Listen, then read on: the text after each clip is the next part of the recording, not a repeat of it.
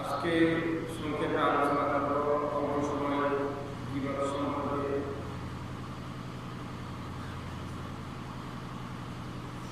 দুনিয়ার মধ্যে এমন কিছু বিষয় রয়েছে পৃথিবীর মধ্যে, যেই বিষয়টা মানুষ প্রতিটা মুহূর্তে প্রতিটা সময় যেখানে যাই না কেন আমরা দেখার মধ্যে লিপ্ত ব্যস্ত থাকি। পৃথিবীর মধ্যে সবচেয়ে বড় কঠিন কাজ হচ্ছে দুইটা কাজ, একটা হচ্ছে সবচেয়ে কঠিন আর একটা হচ্ছে সবচেয়ে সহজ। সবচেয়ে কঠিন কাজ হচ্ছে নিজের দোষ নিজে তালাশ করে সংশোধন হওয়া, এটা সবচেয়ে কঠিন। আর একটা কাজ একেবারে সহজ, যেটা অন্যের দোষ তালাশ করে সমালোচনা করা, একেবারে সহজ। কঠিন হচ্ছে নিজের দোষ নিজের অপরাধ নিজে যাচাই করে সংশোধন হওয়া, খুব কঠিন। আল্লাহ তাআলা কোরআনে কারীমের মধ্যে ইরশাদ করেন, ওয়াইলুল লিকুল্লি হুমাযাতিল লুমাযা, ওয়াইলুল লিকুল্লি হুমাযাতিল লুমাযা। ওয়াইল শব্দের অর্থ হচ্ছে ধ্বংস, ওয়াইলুন শব্দের অর্থ হচ্ছে ধ্বংস। লিকুল্লি হুমাযাতিল লুমাযা, যে পশ্চাতে এবং সম্মুখে, পশ্চাতে সামনে এবং পিছনে যারা অন্যজনের কথা সমালোচনা করে, তাদের জন্য আল্লাহ তাআলা বলেছেন তারা ধ্বংস। আল্লাযী জামাআ মালান ওয়া আদ্দাদা, এবং যে সমস্ত মানুষ মাল অর্জন করে, অন্যায়ভাবে মাল অর্জন করে জমা রাখে, তাদের জন্য ধ্বংস। এখানে ধ্বংসের কথা, অভিশাপের কথা বলেছেন তিন প্রকার মানুষ। একটা হচ্ছে যারা সামনে গীবত করে, সামনে মানুষের সমালোচনা করে, যার কথা তার সামনে সমালোচনা করে, এমন সমালোচনা যার কারণে ওই ব্যক্তির মনে কষ্ট আসে। আর একটা হচ্ছে কি অবর্তমানে পিছনে সমালোচনা করা, এই দুই প্রকার ব্যক্তি। আর একটা হচ্ছে যারা অন্যায়ভাবে সম্পদ অর্জন করে জমা রাখে। তিন প্রকার মানুষের জন্য ওয়াইলুন ধ্বংস, অভিশাপ। ইয়াহসাবু আন্না মালাহু আখলাদা,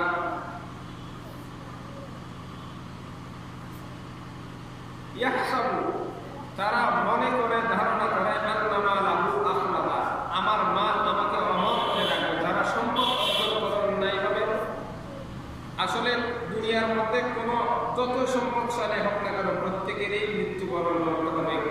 কারো সম্পদ কাউকে বাঁচাইতে পারবে না। যেমন কিছুদিন আগে আমাদের দেশে মহামারী ছিল। পৃথিবীর মধ্যে যত মহামারী আল্লাহ তাআলা দিয়েছেন, কোন মহামারী কোন উম্মত কোন কওমের উপর এত দীর্ঘ সময় পর্যন্ত মহামারী আল্লাহ দেন নাই। এখন বর্তমান যুগে যেই মহামারী আমাদের থেকে করোনা ভাইরাস, যেই মহামারী দীর্ঘ সময় ছিল, যেই মহামারীটা আমাদের উপর, তাহলে অন্যান্য উম্মতের চেয়ে আমরা আরো পাপী বেশি, সেটা তো ওই মহামারীর দ্বারাও বুঝতে পারি। কাল্লা লায়ুম্মাদান্না ফিল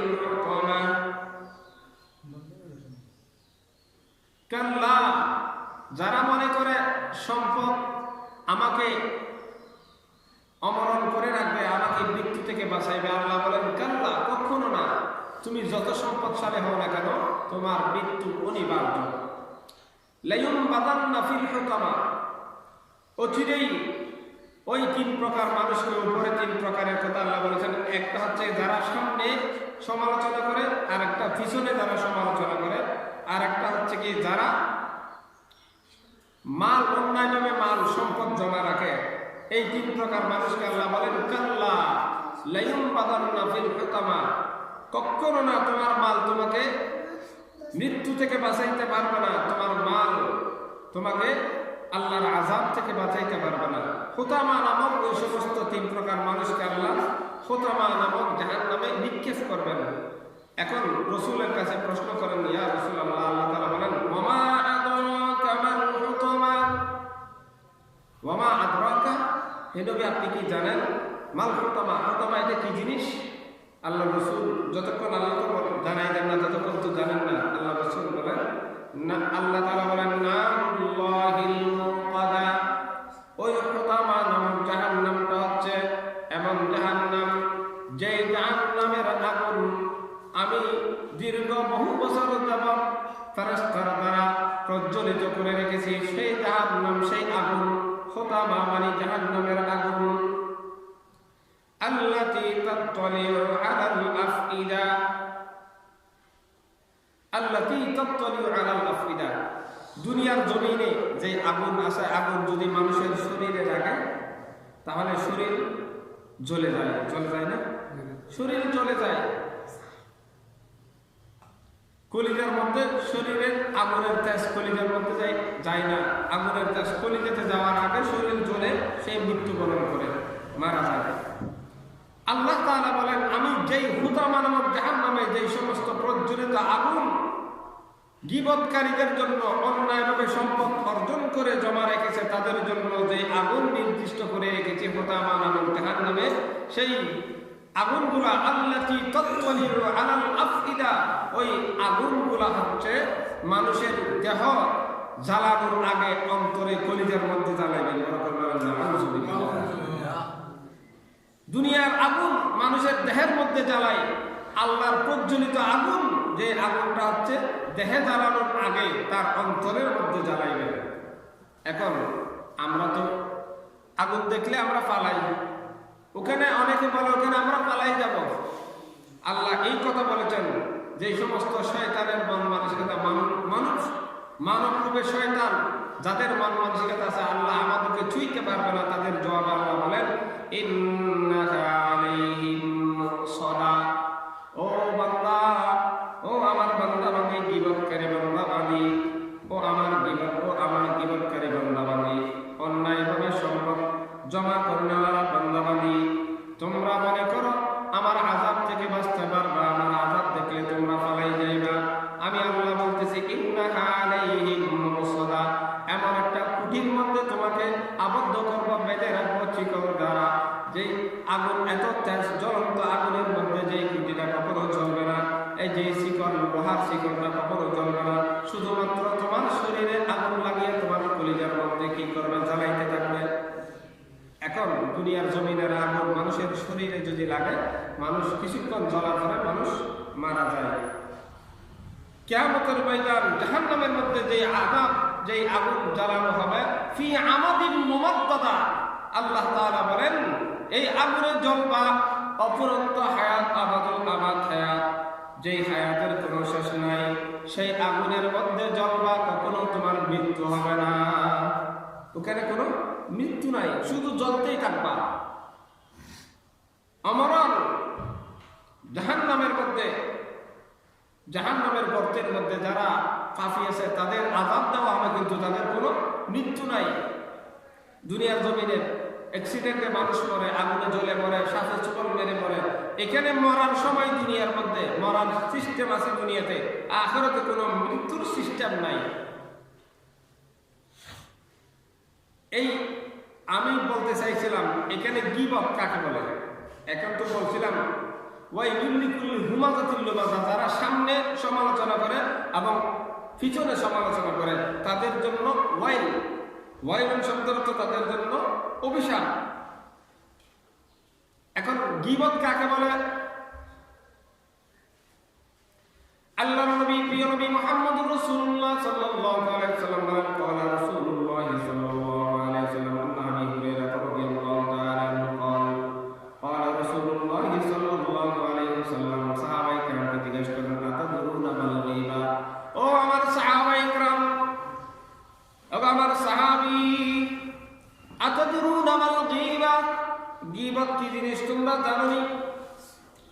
ক্বালু আল্লাহু ওয়া রাসূলুহু আ'লাম, সাহাবায়ে কেরাম বলেন ইয়া রাসূলুল্লাহ, সাহাবায়ে কেরাম বলেন ইয়া রাসূলুল্লাহ, আল্লাহ এবং আল্লাহর রাসূল বলেন যে আমরা তো গীবত কাকে বলে জানি না। ক্বালা, আল্লাহর নবী বলেন যিকরু আখাকা বিমা ইয়াকরাহু, যিকরু আখাকা বিমা ইয়াকরাহু, এমন বিষয় আলোচনা করা। আল্লাহর নবী বলেন হাদিস শরীফের মধ্যে এমন বিষয় আলোচনা করা, নিজের ভাই একজন মুমিন বান্দা, একজন মুমিন বান্দার, একজন মানুষ আর একজন মানুষের এমন বিষয় আলোচনা করা। যিকরু আখাকা বিমা ইয়াকরা, যেই জিনিস তার সামনে আলোচনা করলে সেই মনের মধ্যে কষ্ট পাবে, এমন বিষয় তার অবর্তমানে, তার বর্তমানে অবর্তমানে আলোচনা করা হচ্ছে যে গীবত।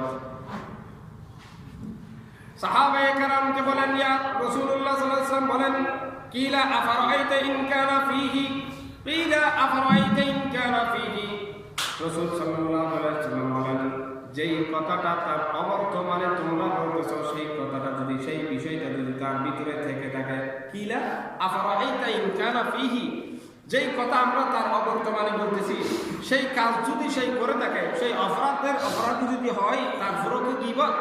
রাসূল বলেন হ্যাঁ, তারপরে গীবত।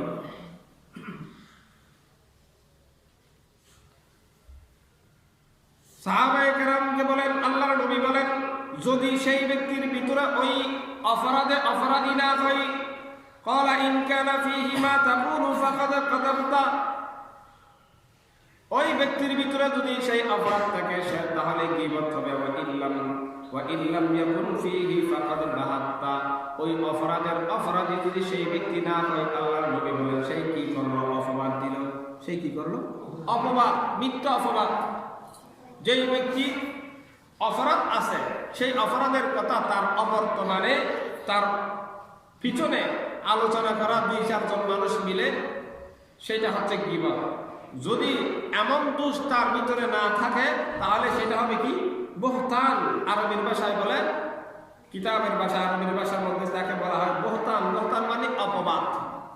গীবতের শাস্তি, গীবতের শাস্তি নারুল্লাহিল মুকাদা, নারুল্লাহিল মুকাদা, আল্লাহর নিজের প্রজ্বলিত আগুনের মধ্যে জাহান্নামে জ্বালাইবেন, এটা হচ্ছে গীবতের শাস্তি। এখন তার যেই দোষ আছে সেই দোষ তার অবর্তমানে আলোচনা করলে গীবত হয়। তার সামনে যদি আলোচনা করে সেটাও অপরাধ, যদি তার মনের মধ্যে কষ্ট লাগে, কিন্তু গীবত হবে না, অপরাধ হবে। কারণ একজন মানুষকে কষ্ট দেওয়া ইসলামে, মানুষকে কথায় কাজে কোন প্রকারের মানুষকে কষ্ট দেওয়া ইসলামে এটা গ্রহণ করে না, ইসলামে জায়েজ নাই। যদি তার অবর্তমানে বলে গীবত হবে, গীবতের শাস্তি নারুল্লাহিল মুকাদা, জ্বলন্ত আগুনের মধ্যে তাকে জ্বালানো হবে। যে আগুন সর্বপ্রথম আগুন জ্বালানোর সাথে সাথে তার কলিজা পুরে ছাই হয়ে যাবে। যদি তার ভিতরে ওই দুষ্টা না থাকে তাহলে এটা বহতান, তাহলে গীবতের চেয়ে কারো অপবাদ দিলে বহতান গীবতের চেয়ে বড় গুনাহ, তার শাস্তি তার চেয়ে বেশি হবে। আল্লাহর হাবিবের 2 জন সাহাবী, এখন গীবত যেই করে, যেই ব্যক্তি গীবত করে এবং যার গীবত করে, গীবতের মধ্যে 3টা পক্ষ থাকে। একটা হচ্ছে কি যেই গীবত করে, আরেকটা হচ্ছে যার কাছে গীবত করলো, আরেকটা হচ্ছে যার গীবত করলো। আছে না নাই? 3টা পক্ষ। গীবতকারী যার কাছে করে, গীবত যেই করে, যার কাছে গীবতটা করে এবং যার গীবত করে, গীবতের 3টা পক্ষ থাকে। এখানে 2 পক্ষের একই সমান গুনাহ। যেই ব্যক্তি গীবত করলো এবং যার সামনে গিয়া গীবত করলো, সমালোচনা করলো, 2 জন একই ফাঁপি। আল্লাহর নবীর 2 জন সাহাবী, নাম শুনলে চিনবেন, আবু বকর সিদ্দিক রাদিয়াল্লাহু তাআলা এবং ওমর ফারুক রাদিয়াল্লাহু তাআলা। তাদের খাদেমকে নিয়ে একটা সফরে রওনা করলেন। সফরে যাইতে অনেক দূরে যাওয়ার পরে ক্লান্ত হয়ে গেছেন। তারা 2 জন এক জায়গার মধ্যে তাঁবু টাঙ্গাইয়া বিশ্রাম করতেছেন। খাদেমকে বললেন, খাদেম আমাদের জন্য খাবারের ব্যবস্থা করো, খাবার তৈরি করো, আমরা একটু আরাম করি। তারা দুইজন আরাম করতেছেন, শুয়ে গেছেন। খাদেমকে বললেন আমাদের জন্য খাবার রান্না করো। একটু সময় যেতে না যেতে খাদেমও ঘুমাই গেলেন। খাদেমেরও কি ক্লান্ত লাগে না? তাদের যেমন ক্লান্ত লাগছে আর খাদেমও তো তাদের সাথে আছে, খাদেমেরও ঘুম চলে আসছে। ঘুম থেকে যাচ্ছে, তাদের দুইজনের প্রচন্ড খিদা, আবু বকর ওমর দুইজনের প্রচন্ড খিদা। এখন তারা দুইজন বলেন, এত ঘুমের পাগল, একটা শব্দ ব্যবহার করছে, এত ঘুমের পাগল, খিদার জ্বালা বাঁচি না, সেই আমাদের সাথে ঘুমাই পড়ছে। তাকে ঘুম থেকে ডাকলো, ডাকিয়ে আবার বাড়ির দিকে রওনা দিলেন। বাড়িতে আসলেন, আসার পরে রান্নার সময় নাই, বাড়িতে আসার পরে ওই খাদেমকে পাঠাইলেন, রসুল করিম সাল্লাল্লাহু আলাইহি সাল্লামের দরবারে যাও, তার কাছে গিয়ে বলো, আল্লাহর হাবিবের কাছে গিয়ে বলো আমাদের জন্য কিছু খাবারের ব্যবস্থা করতে, আমাদের বেশি খিদা লাগছে। এই কথা বললেন। তারা দুইজন মদিনার জমিনের মধ্যে, মদিনার রসুলের তাদের ঘরের মধ্যে আসার পূর্বে ইব্রাহিম আলাইহিস সালাম আল্লাহর নবীর কাছে এসে উপস্থিত। আল্লাহর নবীর কাছে আসিয়া ওই সফরের মধ্যে যেই ঘটনাটা ঘটছে সেই ঘটনাটা বলে দিলেন। আল্লাহর নবীর কাছে যখন খাবার চাইতে গেলেন, আল্লাহর হাবিব বলেন, যাও, তাদের তো খাইয়া দেয়া তাদের পেট ভরে গেছে, খাইয়া তাদের পেট ভরে গেছে। এখন খাদেম বলে, ইয়া রাসূলুল্লাহ, আমি তো তাদের খাবার রান্না করি, আমার তো রান্না করতে ভুলে গেছি, আমরা আবার চলে আসলাম, তারা তো এখনো খাই নাই। রসুল বলেন, যাও, তারা খাইছে, তাদের পেট ভরে গেছে। এই কথা বলার পরে ওই খাদেম আবু বকর ওমর দুইজনের কাছে চলে আসলেন। আসিয়া বলেন, আবু বকর ওমর বলেন, আমাদের জন্য কি খাবারের কথা বলো নাই? বলছি। রসুল কি বলেছেন? রসুল বলেছেন আপনাদের নাকি ভাত খাওয়ার পরে খাইয়া দেয় আপনাদের পেট নাকি ভরে গেছে, খাবার আর চাহিদা নাই। এখন আবু বকর ওমর বলেন, তোমাকে পাঠাইছি খাবারের জন্য, আমাদের জন্য রান্না করো নাই, তুমি জানো। রসুল বলেছে আমরা খেয়ে দেয় আমাদের পেট ভরে গেছে। তারা দুইজন এবং খাদেম সহ তিনজন মিলে রসুলের দরবারে গেলেন। রসুলের দরবারে গিয়ে বলেন, ইয়া রাসূলুল্লাহ, আমরা তো খাই নাই। আল্লাহর নবী, প্রিয় নবী মুহাম্মদুর রাসূলুল্লাহ সাল্লাল্লাহু আলাইহি ওয়াসাল্লাম বলেন, এ আমার সাহাবায়ে কেরাম, তোমরা কি জানো না কোরআনে কারীমের মধ্যে আল্লাহ তাআলা কি বলেছেন? আকুলা লাহমাহু মাইতান আখিহি ফাকারিহতুমুহু। হে আমার সাহাবায়ে কেরাম, তোমরা কি জানো না কারো অবর্তমানে কারো সমালোচনা করলে এটা গীবত হয়। গীবতের শাস্তি কি? গীবতের শাস্তি তোমরা তো কেউ পছন্দ করো না নিজের মৃত ভাইয়ের গোশত খাওয়া।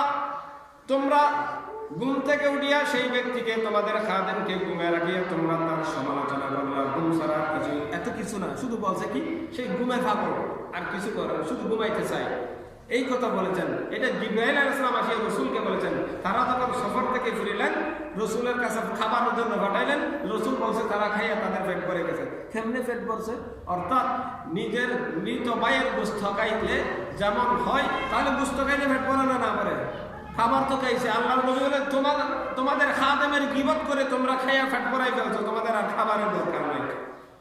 তাহলে বোঝা যায়, এই হাদিস থেকে বোঝা যায় যে এই গীবত করে এবং যার কাছে গিয়ে করে দুইজনের সমান পাপে, বলেন না সমান পাপে, সমান পাপের পাপী, দুইজনের সমান গুনাহ। যেই ব্যক্তি গীবত করলো এবং যার কাছে গিয়ে করলো, দুইজনের সমান গুনাহ। কারণ আবু বকর ওমর দুইজনে মিলে ওই খাদেমের কথা একটু বলেছে, তারা সেই ছাড়া আর কিছু বুঝে না। এটা একটা গীবত হয়ে গেল। অথচ আমরা এটাকে গীবত মনে করবো কোনোদিন? এটা কোনো কথা বললাম, সেই কাজ আদায় করছে না ঠিক মতো, সেটাই তো বলছি, এতটুকু। এখন গীবতের তিনটা পক্ষ। যার গীবত করে, যাই করে, তার গীবত করে এবং যাকে গিয়ে বলে। যাই গীবত করে, যার গীবত করে, যাকে গিয়ে গীবতের কথা বলে, তিনটা পক্ষ। গীবত সব সময়, আমরা তো মনে করি গীবত তো নাজায়েজ, সব সময় নাজায়েজ না। গীবত সময় সময় গীবত জায়েজ। গীবত কি? জায়েজ। গীবত করা ওয়াজিব, গীবত করা ফরজ, আবার গীবত করা হারাম। গীবত করা কি? ওয়াজিব। গীবত করা ফরজ, গীবত করা ওয়াজিব, গীবত করা হারাম। গীবত করা ফরজ, নিজের অধিকার আদায়ের জন্য গীবত করা ফরজ। যেমন উদাহরণ, উদাহরণ হচ্ছে আপনার এক সম্পদ কিছু আপনার প্রতিবেশী অথবা কোনো ব্যক্তি আপনার সম্পদ অন্যায়ভাবে ঘোষণা করে নিয়েছে, সেই দখল করে জবরদখল করে নিয়েছেন। এখন আপনি আদালতে নালিশ করলেন, মামলা দায়ের করলেন তার বিরুদ্ধে। যেই ব্যক্তির বিরুদ্ধে হাকিমের কাছে গিয়ে আপনি মামলা দায়ের করলেন, সেই ব্যক্তি উপস্থিত ওখানে ছিল না? ছিল না। তাহলে কারো দোষ, সেটা একটা দোষ না? অন্যায়ভাবে আমার সম্পদ দখল করতেছে, সেটা দোষ না? কারো দোষ অন্যের কাছে গিয়ে যদি কি করা হয়, বলা হয়, সেটা যদি গীবত হয়, তাহলে আপনি মামলা দায়ের করতে পারবেন?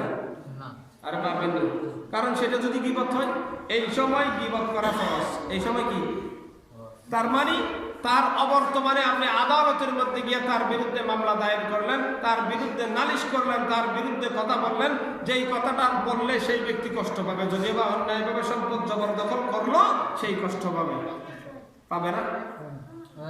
এই সময় গীবত করা কি ফরজ? কারণ আপনার সম্পদ অধিকার আপনি আদায়ের জন্য তার বিরুদ্ধে গীবত করতে পারবেন। কোন জায়গায়? কিন্তু জায়গা লাগবে। আপনার মতো সমান লেভেলের একজন মানুষের কাছে যদি আপনি ওই বিষয়টা বলেন, সেটা হবে গীবত। যেই জায়গার মধ্যে গিয়ে আপনি সমালোচনা গীবত করলে আপনার অধিকার, আপনি প্রাপ্য অধিকার পাইবেন, সেই জায়গার মধ্যে গিয়ে করতে হবে। যেমন আদালত তো আপনার অধিকার আপনাকে ফিরিয়ে দিতে পারে কিনা? জোরে বলেন না, কথা বোঝা যায় না? আপনাকে বুঝেন, আদালত আপনার অধিকার আপনাকে ফিরিয়ে দিতে পারবে। সাধারণ আপনার মতো সমান মানুষ, আপনি যেই লেভেলের মানুষ, সেই লেভেলের একজন মানুষকে যদি আপনি ওই ব্যক্তির অন্যায়ভাবে আপনার জবরদখল করে আপনার সম্পদ বজব করেছে, সেই কথাটা যদি বলেন, তাহলে সেই ওই ব্যক্তি থেকে সম্পদ আপনাকে এনে দিতে পারবে না। কিন্তু আদালত অধিকার রাখে এমন জায়গায় গীবত করা যাবে ফরজ, যেই জায়গাতে গেলে আপনার বিচার, আপনার সম্পদ আপনি বুঝে পাইবেন, এমন জায়গায় গীবত করতে পারেন। এটা গীবত করা ফরজ আপনার অধিকার আদায়ের জন্য। আর একটা হচ্ছে কি সংশোধনের জন্য গীবত করা ওয়াজিব। কি জন্য? সংশোধনের জন্য। যেই ব্যক্তির গীবত করলেন, যেমন একটা ছাত্রের শিক্ষকের কাছে গিয়ে বললেন, হুজুর স্যার আপনার ছাত্র আমার সাথে বিয়াদবি করছে। আসলে বিয়াদবি করছে, ওই কথাটা যদি তার সামনে বলে, সেই কষ্ট পাবে না? পাবে। কিন্তু গিয়া বলছেন কোথায়? শিক্ষকের কাছে। এখন শিক্ষক ছাত্রকে শিক্ষা দেওয়ার অধিকার রাখে কিনা? শাস্তি দেওয়ার অধিকার রাখে কিনা? সেই সময় আপনি আপনার ছাত্রের বিরুদ্ধে গীবত করতে পারবেন তার শিক্ষকের কাছে গিয়া। শিক্ষক ওই ছাত্রকে শাস্তি দিতে পারে এবং সংশোধন করতে পারেন। ওই সংশোধনের জন্য আপনি গীবত করতে পারেন। গীবত করা কি ওয়াজিব। ওই সময় কিন্তু গীবত করা ওয়াজিব। আরেক প্রকার গীবত যেটা হারাম, যেমন যেই জায়গার মধ্যে আপনি ছাত্রের গীবত করলেন, যেমন আমাদের দেশে না বোঝার কারণে আমরা বলি, হুজুররা বলে গীবত করা হারাম, গীবত করা না জায়েজ। আবার হুজুররা ওয়াজের মঞ্চে উঠিয়া একজন আর একজন হুজুরের গীবত করে, বলে কিনা? কথা বলবেন, বলে কিনা? হুজুরাই যেমন আমাকেও অনেকজন বলছে, আগে হুজুরদের ওয়াজ শুনতাম, কিন্তু এখন শুনি না। এখানে ওয়াজ করে না, শুধু বসের মাঠে উঠিয়া, মঞ্চে উঠিয়া, সামনে মাইক নিয়ে, স্পিকার নিয়ে শুধু একজন হুজুর আর একজন হুজুরের সমালোচনা করে। ঠিক কিনা? বলে না? তো বুঝতে হবে গীবত কোন সময় গীবত করা জায়েজ, কোন সময় ফরজ, কোন সময় ওয়াজিব। আপনি এটা বুঝেন না, আপনি কেমনে বলে দিলেন সেই গীবত করতেছে? একজন হুজুর আর একজন হুজুরের গীবত করতেছে। যেমন ধরেন আমাদের দেশে একটা ফিতনা আছে, যেই ফিতনাটা হচ্ছে কি কাদিয়ানি ফিতনা। আছে না নাই? তারা দাবি করে কি শেষ নবী গোলাম আহমদ কাদিয়ানি মুসলিম জামাত, তাদের নাম হচ্ছে কি কাদিয়ানি মুসলিম দল।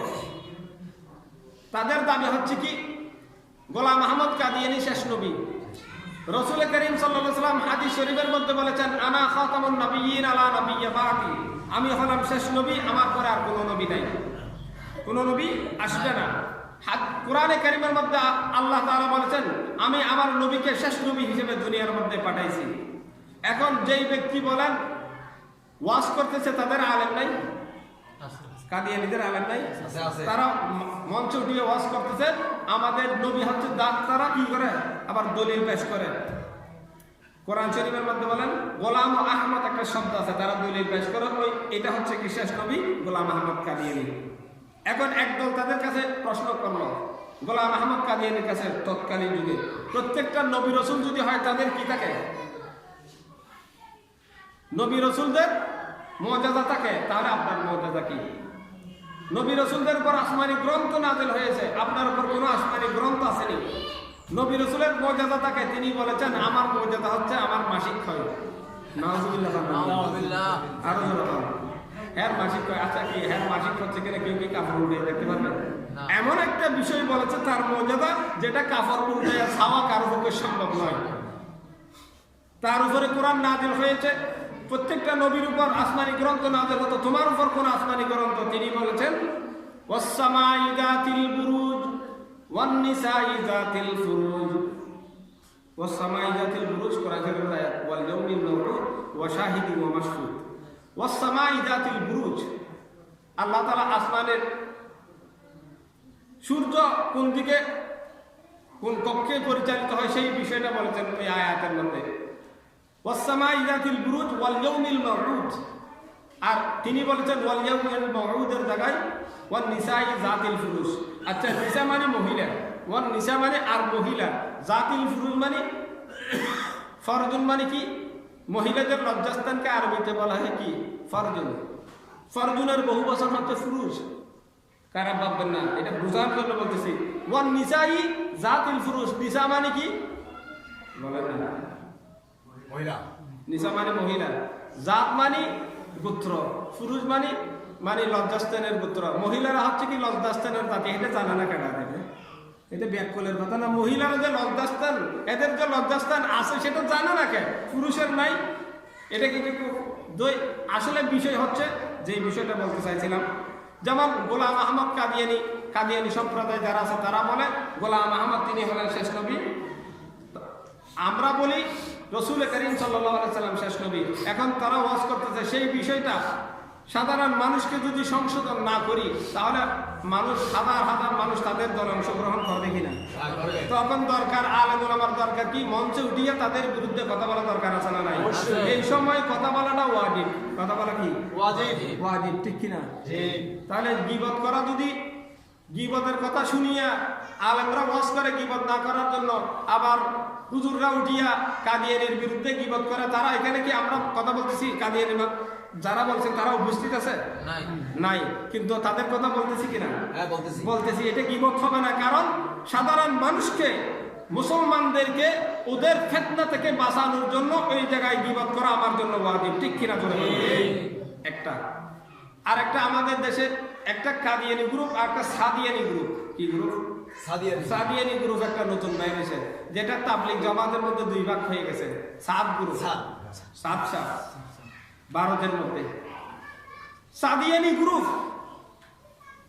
তিনি বলেন, তার দাবি ভালো করে খেয়াল করেন, তিনি বলেন একজন আলেম, ভালো করে খেয়াল করবেন, একজন আলেম মাদ্রাসায় পড়ালেখা করাইয়া কিঞ্চিত ভাতা গ্রহণ করা যদি টাকা নেয়, কথা সোজাসুজিভাবে বলি, একজন আলেম মাদ্রাসা অথবা মসজিদে খেদমত করে, একজন মুয়াজ্জিন মসজিদে খেদমত করিয়া যদি টাকা নেয়, তাহলে ওই বেশ্যা মেয়ে যেই পতিতালয়ের মধ্যে যেই দেহ ব্যবসা করে টাকা আয় করে, তার সেই আরো নিকৃষ্ট বড় করে বলেন নাউজুবিল্লাহ। কার দাবি? সাদ সাহেবের দাবি। তিনি হলেন তাবলীগের প্রথম মুরব্বী ছিল, কারণ পারসেস হয়ে গেছে ওলামায়ে দেওবন্দ। আমরা অতক্ষণ পর্যন্ত মানবো যতক্ষণ পর্যন্ত আপনি যত বড় ফিরসাব হন না কেন, আপনি আমাদের তাবলীগ জামাতের সর্বপ্রথম স্থানের গুরু আমির, কিন্তু আপনাকে মানবো যতক্ষণ কোরআন আর হাদিসের ভিতরে থাকবেন, ঠিক কিনা? আপনি কোরআন আর হাদিস থেকে লেনুচ্ছেদ হয়ে গেছেন, কারো কাছে পারসেস হয়ে গেছেন ইহুদি খ্রিস্টানের কাছে, আপনাকে আমরা আর কখনো মানবো না, 3 তালাক দিয়ে বের করে দেবো, ঠিক কিনা? সাদ সাহেব বলেন আলেমরা মাদ্রাসায় পড়াইয়া মসজিদে চাকরি করে, ইমামতি করে অথবা মুয়াজ্জিনি করে যদি টাকা নেয়, বেশ্যা মহিলার দেহ ব্যবসা করে যে টাকা নেয়, তার সেই নিকৃষ্ট, তার সেই আরো অনেক আগে জান্নাতে যাবে। আলেমদের, ওই সমস্ত আলেমদের সেই বেশ্যা মহিলা আরো অনেক অনেক আগে জান্নাতে যাবে, তার দাবি, বুঝছেন? এখন ওই কথা যদি আমরা তার বিরুদ্ধে যদি মঞ্চে উঠি না বলি, ম্যাক সামনে নিয়ে যদি না বলি, তাহলে মানুষ তার অনুসারী হবে কিনা? হবে। এখনো আছে না নাই অনুসারী? কারণ কি? সঠিক বুঝ না থাকার কারণে এখন ওই সময় আমাদের জন্য ওয়াজিব হয়ে গেছে তার বিরুদ্ধে জনগণকে সোচ্চার করে দেওয়া, ঠিক কিনা? এখন শুধু আপনি শুনলেন গীবত করা হারাম, কিন্তু ওয়াজিব কখন, জায়েজ কখন, ফরজ কখন সেটা তো আর আপনি জানেন না। সারা আপনি তো আওয়াম। আপনি কি আওয়াম? আপনি দিন সম্পর্কে, এলম সম্পর্কে আপনার ধারণা না। আপনি শুধু বললেন, জানলেন গীবত করা হারাম। আমাকে কয়েকজন মানুষ বলছে আগে হুজুরদের ওয়াজ শুনতাম, এখন শুধু হুজুররা মঞ্চ উঠে একজন আরেকজনের বিরুদ্ধে সমালোচনা করে, গীবত করে, গীবতের ওয়াজ তারা করে, আবার তারা বসে বসে গীবত করে হাজার হাজার মানুষদেরকে নিয়ে। আসলে এটা গীবত করা ওয়াজিব না ফরজ? ফরজ। না হলে মানুষ গুমরা হয়ে যাবে তাদের অনুসারী হয়ে। যেমন আমাদের দেশে আর একটা দল টুপি দেওয়া, কি রে ভাই? সুন্নত। আল্লাহর নবীর সুন্নত হচ্ছে কি মাথা ডেকে রাখা। আল্লাহ রসুলের সুন্নত মাথা ডেকে রাখা। আল্লাহ রসুলের সুন্নত আমার জানা মতে কোন কিতাব, কোন হাদিসের মধ্যে আমি এখনো পাই নাই টুপিটা গোল দিবা না লম্বা দিবা, ফাঁসকুলি দিবা না ছয়কুলি দিবা, চ্যাপটা দিবা না মোছা দিবা। আমার জ্ঞানে আমি এখনো পাই নাই। শুধুমাত্র শামাইল তিরমিজির মধ্যে রসুলের সাল্লাল্লাহু আলাইহি ওয়াসাল্লাম টুপি বানিয়া, কারণ রাসূলুল্লাহ সাল্লাল্লাহু আলাইহি ওয়াসাল্লামের কয়েকজন সাহাবী রাসূল সাল্লাল্লাহু আলাইহি ওয়াসাল্লাম মিলে এক জায়গায় সফর করলেন। সফরের সময়, সফরের মধ্যে তাদের এখানে একটা হাদিস বলেছেন, তাদের কাছে কোনো কাপড় ছিল না, চেন্টল ছিল না, এমনকি মাথার মধ্যে টুপিও ছিল না। তাহলে লা কলমসুয়া রাসুহু, তাদের মাথার মধ্যে কলমসুয়া মানে টুপি, তাদের মাথার মধ্যে টুপিও ছিল না। তাহলে ওই কথা থেকে বোঝা যায় টুপি যদি শরীয়তের বিধান না হয়, টুপিও ছিল না, সেই কথা বলার দরকার ছিল? কোনো দরকার নেই। এই হাদিস থেকে বোঝা যায় রসুলের সুন্নত টুপি দেওয়া। এখন টুপি কোন ধরনের দিবা? অনেকে তো ফাঁসকুল্লি, একজন আলেম মুজাফফর বিন মুহসিন, নাম কি, লা মাযহাবের একজন আলেম। আমরা তো কথা বলতে গেলে আসলে বলে সমাজের মধ্যে সুন্দরভাবে সমাজ চলতেছে, না বলেও পারি না ভাই। সুন্দরভাবে সমাজ চলে, কারো বিরুদ্ধে বলিয়া সমাজটা উশৃঙ্খল করিয়েন না। এখন বলেন আমি না বলে পারতেছি এখানে টুপি কোন ধরনের দেওয়া সেটা বলে নাই, শুধুমাত্র মাথা ডেকে রাখার জন্য বলেছেন। কেউ যদি ফাঁসকুলি টুপি ব্যবহার করে, মঞ্চে যদি গিয়ে ধরো এই এদিকে আসো ফাঁসকুলি টুপি নিয়ে হলে এটা ছিঁড়ে ফেলো, 100 টাকা হারে দিয়ে দিল, একে আলেম না জালেম বলুন তো? এবার এটা শিয়াদের টুপি। কাদের? শিয়াদের টুপি। পাক পাঞ্জাতন, ফাঁসকুলি মানে ফাঁসটা দেখা যায়, পাক পাঞ্জাতন। কি তন? পাক পাঞ্জাতন। রসুলের হাদিস আপনি করেন নাই? জন্নুল মুমিনিনা খায়রা, মুসলমানকে ভালো কি করো, ধারণা করো। আপনি এই হাদিস পড়েন নাই? জন্নুল মুমিনিনা খায়রা, মুসলমানকে ভালো ধারণা করো। আপনি ওই টুপিকে দেখিয়ে পাক পাঞ্জাতনের দিকে কেন নিয়ে গেছেন? ওই টুপিটা দেখিয়ে আপনি ইসলামের 5টি রুকন কালিমা, নামাজ, রোজা, হজ, যাকাত সেটা নিতে পারেন নাই? কারণ আপনার অন্তরের ভিতরে ময়লা ছাড়া আর কিছুই নাই, ঠিক কিনা? আপনি ওই ফাঁসকুলি টুপি দেখিয়া ইসলামের যেমন 5 ওয়াক্ত নামাজ সেটা নিতে পারেন নাই? রসুলের হাদিস আপনি পড়েন নাই? মানুষকে ভালো ধারণা করার জন্য বলেছেন। টুপির মধ্যে কোনো ভেদাভেদ নাই। টুপির মধ্যে কি নাই? আমরা তো মনে করি কিছু টুপি ওষা আছে, এগুলা গাউসিয়া আলেমরা দেয়, মনে করি কিনা? এই বলেন না, মনে করি কিনা? আর কিছু টুপি আছে যেগুলা জামাত শিবিরের ব্যবহার করে, আর কিছু টুপি আছে জালি টুপি যেগুলা দেওবন্দি ওয়াহাবিরা ব্যবহার করে। এরকম আমরা টুপি ভাগ করে ফেলেছি। আর ফাঁসকুলি টুপিটা ব্যবহার করে সরবানেরা ভাগ করছি কিনা? ফাঁসকুলি টুপি দেখলে মনে করি এটা সরবানের মুরিদ। আর যদি সাধারণ সাদা টুপি দেখি তাহলে এটা কি? কৌমি দেওবন্দি। আর যদি এইরকম টুপি দেখি তাহলে জমাত মনে করি। আর একটু ওষা দেখলে মনে করি এটা ভান্ডারি, আলিয়া মাদ্রাসার আলেম, ঠিক কিনা? টুপির ভিতরে কোনো ভেদাভেদ নাই। আমরা এই টুপি নিয়ে মারামারি করতে করতে আজকে দেশের পরিস্থিতি, মুসলমানের পরিস্থিতি একেবারে নাজুক অবস্থায় চলে গেছে, শুধু টুপি নিয়ে আমরা মারামারি করতে করতে, যেগুলো আমাদের মারামারি করার কোনো প্রয়োজনই নাই। সেই জন্য ওই জায়গার মধ্যে যেমন টুপি নিয়ে সে বাড়াবাড়ি করছে, ওই কথাটা যদি আমি না বলি, অনেক সরলপনা মুসলমান আছে যাদের অন্তরের মধ্যে ঘৃণা আসবে কিনা। আসলে তো এটা শিয়াদের টুপি মনে হয়। যারা অন্ধবিশ্বাস করে তারা মনে করবে এটা তো শিয়াদের টুপি, না হলে হুজুর সিরিয়া 100 টাকা দিত।